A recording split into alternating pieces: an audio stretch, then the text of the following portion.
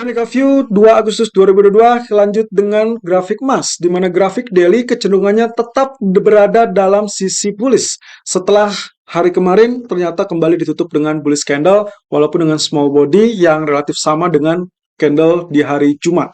Oke, berarti kalau kita perhatikan di sini, pola kenaikan masih tetap berlanjut dengan harap berhati-hati dengan area biru atau area biru yang kita sebut dengan area resisten kedua.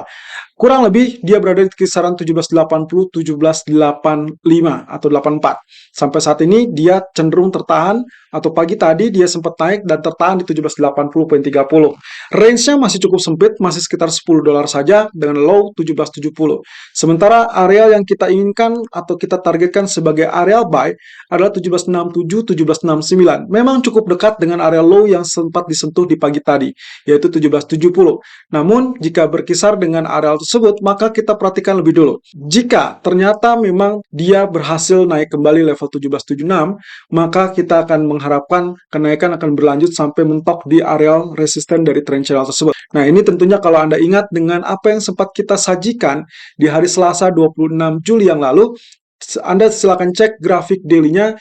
Kita sempat menghitung terkait dengan Elliott Wave dan di mana 1, 2, 3, 4, 5, kemudian A, B, C, dan kita perkirakan pula ini bisa saja satu rangkaian A besar.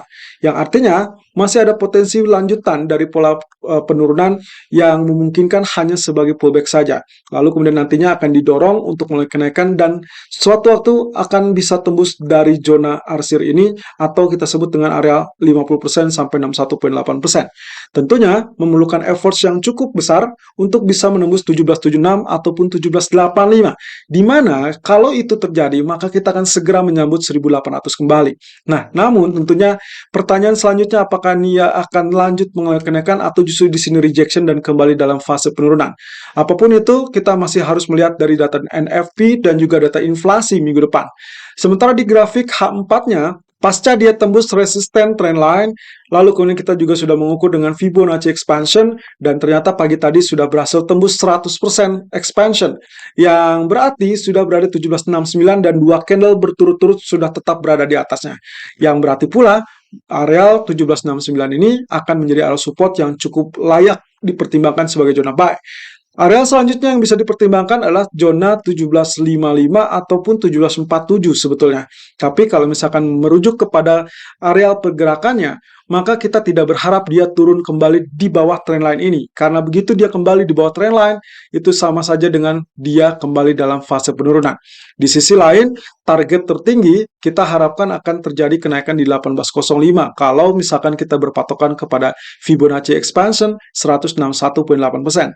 Di sisi lain pula, resisten terdekatnya adalah 1785 didapat dari gap yang sempat terjadi kurang lebih ini adalah di tanggal 5 Juli 2022. Nah, kaitannya dengan grafik H1 tadi, kami menemukan suatu pola yang tidak sengaja menunjukkan adanya divergence.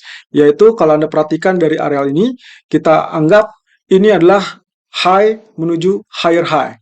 Yang berarti pula bahwasanya dia menciptakan high baru yang lebih tinggi dari high sebelumnya. Sementara di sisi RSI justru dia cenderung flat ataupun datar. Ya, bisa dibilang flat atau bahkan cenderung sedikit lebih rendah. Yang berarti pula divergence tersebut akan menekan atau harusnya menekan lebih dulu. Itulah sebabnya kita mengharapkan akan ada retest 67 ataupun 69 atau bahkan terjauh adalah area 60. Dan kaitkan dengan pola pantulan tersebut sebagai pullback, kemudian dia akan terdorong kembali. Walaupun hari ini saya tidak yakin akan melewati 1785, tapi setidaknya range pergerakan kita bisa andalkan di kisaran 1760 sampai 1785 tersebut. So, strategi saya masih tetap pertahankan untuk buy on dip 67 ataupun 69 untuk target maksimum adalah 1782. Dan kemudian 1761 sebagai area stop loss kita. Dikarenakan begitu dia nantinya tembus atau turun di bawah 0%, itulah sinyal yang memungkinkan dia untuk kembali dalam fase penurunan. Tapi yang jelas, Anda boleh switch ataupun follow sell saat dia sentuh atau bahkan tembus di zona 1754. Sementara di sisi lain, untuk pound sterlingnya sendiri, ternyata rejection tidak terjadi sama sekali, walaupun sempat disinyalkan dengan adanya long candle tersebut. Ya, kita sempat meragukan apakah dia akan tembus atau tidak, tapi kenyataannya penutupan kemarin pun tetap menjauh atau sedikit menjauh dari zona resistennya. Sehingga kita akan melirik target resisten berikutnya di 1.2354. Tapi perhatikan, area tertinggi masih tertahan 2277 dan low-nya masih di 2233. Sangat sempit dan kita berharap kalaupun misalkan dia mau menjalankan skenario buy on rumor sell on fact sampai menjelang keputusan BOE di hari Kamis, maka kemungkinan kita harapkan dia tidak tembus kembali atau turun kembali di bawah 2159. Karena itu berarti menandakan dia kembali dalam fase bearishnya. Oleh karena itu di grafik keempatnya, kalau saya tarik Fibonacci retracement seperti demikian, maka saya akan dapatkan arealnya di 38.2% ataupun 50% sebagai zona yang tepat untuk melakukan posisi buy. Nah, ini pun bergantung kepada kondisi trendline ataupun bahkan kita sebut dengan areal, ya ini historicalnya. Nah, oleh karenanya untuk pound sterling sendiri saya masih tetap pertahankan skenario buy 2180 sampai 2200 untuk target maksimum 2310 tapi terdekatnya adalah 2255. Dan tentunya stop loss akan saya gunakan di 2125 manakala dia berhasil tembus area 61.8%. Oleh karenanya begitu tembus 2150 pun Anda sudah bisa untuk mengincar atau switch menjadi strategi sell. Dikarenakan areal uptrend sudah mulai melemah, tapi juga harus waspada di kisaran 1.2090. Nah, terakhir kita bisa lihat dari sisi crude oil, di mana areal kenaikan sama sekali gagal ataupun tidak terjadi melewati areal trendline resisten. Ya, kita sempat mengharapkan dia berhasil untuk mengalami kenaikan di atas level 100, ternyata justru dia kembali terjun bebas. Grafik daily-nya menunjukkan candlestick long bearish candle atau long black candle, dan ini berarti kita anggap sebagai bearish engulfing, yang berarti dengan demikian hari ini pun kecenderungannya terhadap penurunan. Nah, tapi ada hal yang cukup bagus dan juga unik, bahwasanya penurunan sudah mulai mendekat areal 90.92 yang seperti biasa dalam 1 atau 2 minggu terakhir, lebih tepatnya dia kecenderungannya menjadi areal demand. Apakah kali ini tetap bertahan di 90 kemudian dia terpantau kembali?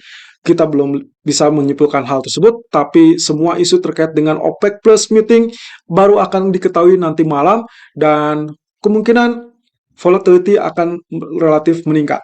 Ya, kalaupun misalkan dia tembus 90, saya harap Anda berhati-hati dengan penurunan di kisaran 88 atau bahkan 85. Ya, saya rasa new low nantinya akan menjadi new demand area, di mana kita berharap dengan konsekuensi bahwa OPEC akan tetap mempertahankan kebijakannya, maka strong demand diharapkan akan terjadi atau muncul di kisaran 88 hingga 85.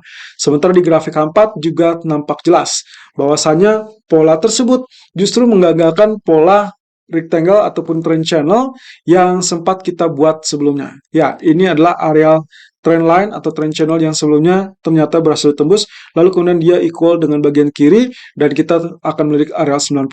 So, untuk oil sendiri, kami mencoba untuk melakukan atau mengikuti sentimen lebih dulu, di mana sentimen saat ini adalah terkait dengan isu yang dikhawatirkan akan mengalami kenaikan produksi, termasuk juga akibat lemahnya data PMI global.